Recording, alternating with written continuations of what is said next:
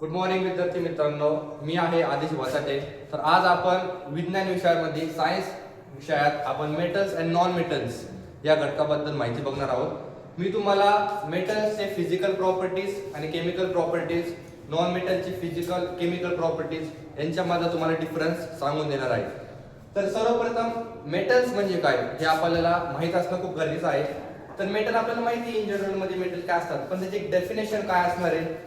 Metal म्हणजे एक असा धातू ज्याचे चकाकी असते, त्याच्यापासून पत्रा बनू शकतो, त्याच्यापासून तार बनू शकते आणि त्याला उष्णता आणि विद्युत प्रवाह त्याच्यामधून होतो, त्याला आपण काय म्हणतो, मेटल असे म्हणतो. चार घटक कोणते कोणते आहेत. पहिल्यांदा चाकाकी असते, त्याच्यानंतर त्याला ठोकून त्याची पत्रा बनू शकतो, ताणून त्याची तार बनू शकते आणि त्याच्यापासून उष्णता आणि विद्युत प्रवाह होऊ शकतो. तर असे प्रॉपर्टी त्याच्यामध्ये आपल्याला सापडले तर त्याला आपण काय म्हणतो, मेटल म्हणतो. उलटच नॉन मेटलचं आहे. नॉन मेटल म्हणजे काय, ज्याच्यामध्ये ही प्रॉपर्टीज नाहीये, ज्या घटकांमध्ये ह्या प्रॉपर्टीज नाहीये त्याला आपण काय म्हणतो, अधातू म्हणतो. तर सर्वप्रथम आपण मेटल्सच्या फिजिकल प्रॉपर्टीज काय आहेत यांच्याकडे वळूया. तर physical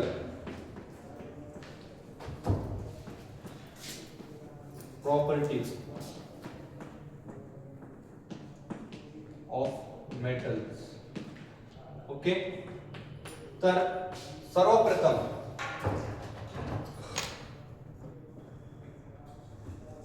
मेटलची physical state, मेटल्सची physical state ही नेहमी काय असते, सॉलिड असते.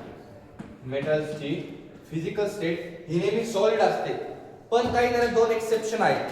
त्याला दोन एक्सेप्शन कोणते आहेत, मर्क्युरी आहे आणि गॅलियम आहे, जे रूम टेम्परेचर मध्ये पण काय असतात, लिक्विड फॉर्म मध्ये असतात. मेटल्स हे नेहमी सॉलिड स्टेट मध्ये असतात, पण दोन जे आहेत मेटल्स, मर्क्युरी आणि गॅलियम, हे आपल्याला लिक्विड स्टेट मध्ये सापडतात. ही झाली पहिली प्रॉपर्टी मेटल्सची. दुसरी प्रॉपर्टी कोणती आहे मेटल्सची, त्यामध्ये असतो लस्टर. म्हणजे मेटल्स मध्ये चकाकी असते, ते चमकतात. आपल्याला रात्रीच्या वेळेस पण जर तुम्ही बघितलं, चमकतात, ते धातू काय असतात, चमकतात, लस्टर असतं. ह्याच्यात उलट नॉन मेटल्स मध्ये लस्टर नसतं. तिसरा घटक कोणता आहे, त्याच्यामध्ये असते हार्डनेस. ते घनिष्ठ असतात, एकदम हार्डनेस असतात, हार्ड असतात. काय असतात, हार्डनेस, ठोस असतात ते एकदम. ही झाली त्याची तिसरी प्रॉपर्टी. चौथी प्रॉपर्टी काय त्याची, डक्टिलिटी.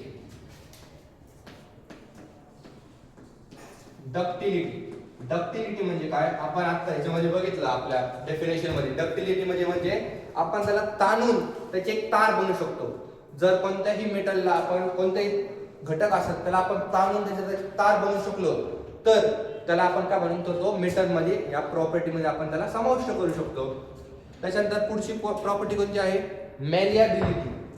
कोणती आहे, मेलिएबिलिटी.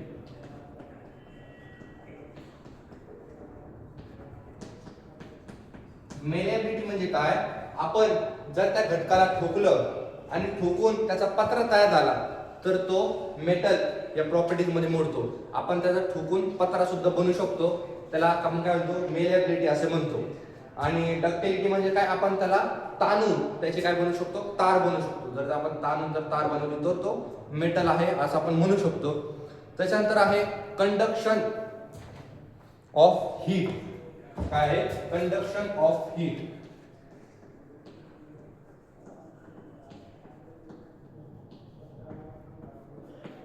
कंडक्शन ऑफ हीट म्हणजे काय आहे, मेटल्स मधून उष्णता आणि विद्युत प्रवाह वाहून जातो.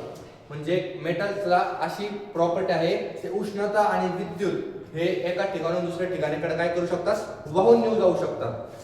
तर त्याला अशी प्रॉपर्टी त्याच्यामध्ये असेल तर त्याला आपण मेटलच्या कॅटेगरीमध्ये मोडू.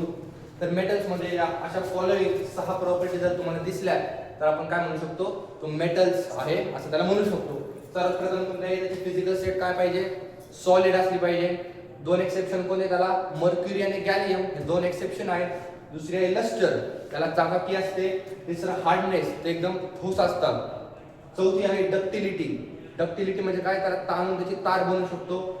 मेलिएबिलिटी म्हणजे काय, त्याला ठोकून त्याचा पत्रा बनवू शकतो आपण. आणि कंडक्शन ऑफ हीट, त्याच्यापासून उष्णता आणि विद्युत प्रभाव होतो, त्याला आपण म्हणतो मेटल्स. ह्याच्यात उलट नॉन मेटल्स म्हणजे काय, ज्याची फिजिकल स्टेट तर सॉलिड, लिक्विड, गॅसियस या तिन्ही स्टेट मध्ये कुठलेही असू शकते. ते ठराविक नाही माहिती आपल्याला कोणते आहे. गॅस पण असू शकते, लिक्विड पण असू शकते, सॉलिड पण असू शकते. त्याला चाकाकी नसते.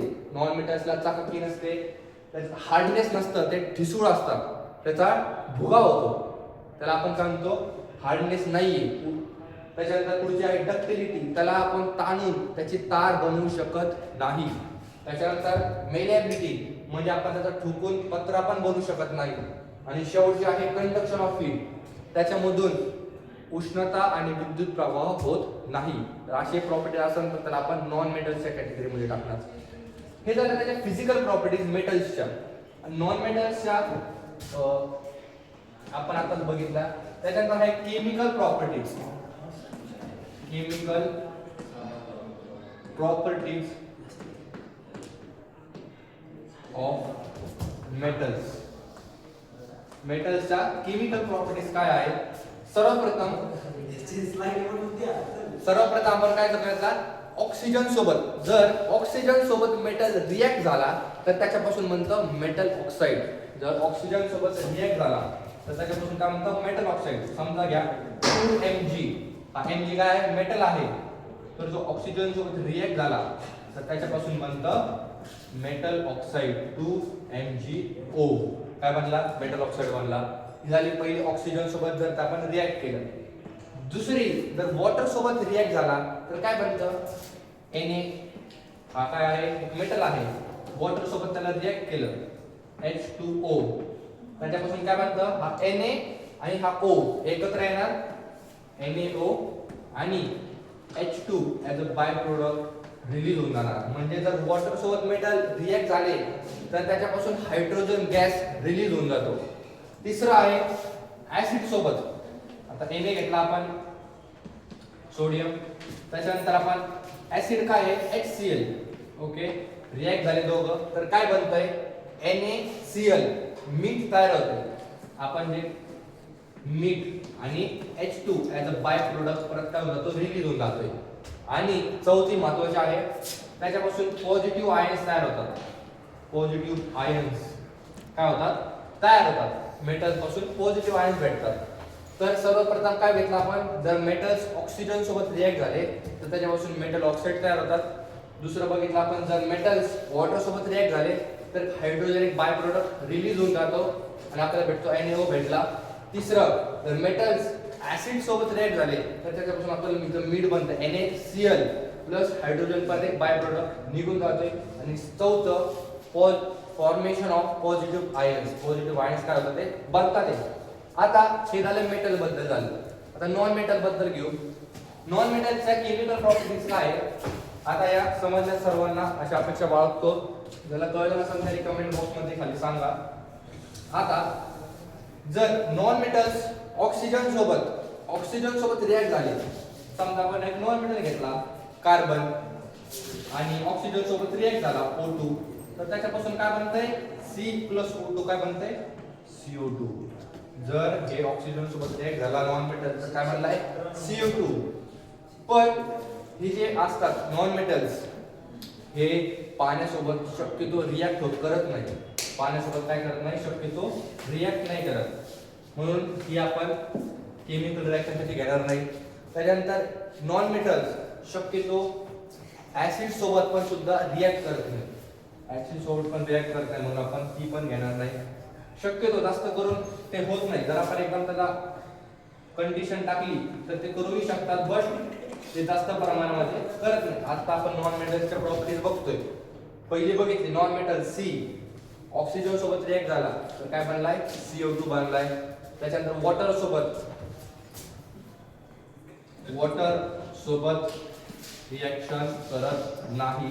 त्याच्यानंतर ऍसिड्स सोबत रिएक्ट करत नाही. मेटल्स मध्ये पॉझिटिव्ह आयन्स बनले होते, आता नॉन मेटल्स मध्ये काय बनणार आहे, निगेटिव्ह आयन्स.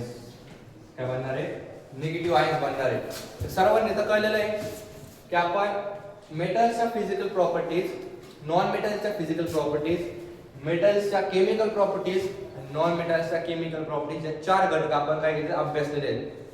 तर मेटल्स मध्ये फिजिकल स्टेट सॉलिड असते, चाककी असते, हार्डनेस असते, डक्टिलिटी असते, मॅलिएबिलिटी असते, उष्णता आणि विद्युत प्रभाव त्याच्यामधून होऊ शकतो. तर हे घटक सापडले तर मेटल मानायचं, जर नाही सापडले तर नॉन मेटल मानायचं. केमिकल प्रॉपर्टीज आपण मेटल आणि नॉन मेटलच्या दोन्ही आपण काय केलं अभ्यासला आहे. तर त्याला शंका असेल, काही प्रश्न असेल तर त्यांनी कमेंट बॉक्स मध्ये सांगा, मी त्याच्या प्रश्नाचं उत्तर देण्याचा नक्की प्रयत्न करेल. तर आजच्यासाठी आपण इथेच थांबूया. नेक्स्ट लेक्चर मध्ये आपण एक नवीन मुद्द्यावरती चर्चा करूया. Okay, bye.